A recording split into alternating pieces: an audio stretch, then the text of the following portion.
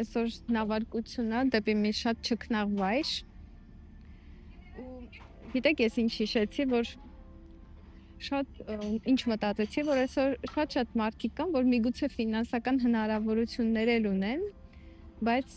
գործի բնույթը այնպես է, որ ազատ չեն կարողանան ճամփորդեն, օրինակ մենք ժամանակին մեր ֆերման ունենք եւ կենթանիներ, կովեր, խոզեր, հավեր, ճուտիկներ, բուլիկներ ու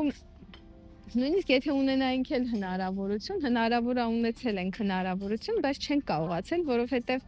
մարդու աշխատանքը, զբաղմունքը, բիզնեսը իրան շատ դեպքերում կապում է։ Եվ երբ որ դու on-line բիզնեսով ես զբաղվում, դու մի տեսակ նոր սկսում ես փոքր-փոքր այդ ամենի համը տեսնել։ 9 տարիա մենք արդեն ակտիվ ճամփորդում ենք ու վայելում ենք ճամփորդությունների ազատությունը ու երբ որ հնարավորություն ենք ունենում, չենք մտածում, չգիտեմ, ինչ-որ մի հատ գեղեցիկ շոր առնենք կամ գեղեցիկ ավտո առնենք, այլ մտածում ենք էլ ուր կարելի է գնալ, ինչ վայրեր կարելի է տեսնել եւ այլն։ Հիշում եմ կա ժամանակ, որ ամուսնուս խնդրում եմ, ասում էի, արի գնանք Ծաղկաձոր, ասում եմ, չենք կարա այս կենթանիները, այս տունը, այս տնտեսությունը ինչ ենք անելու։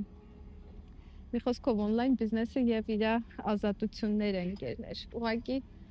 վայելել կարելի ազատությունը, այն որ մարդ ասում է պետքա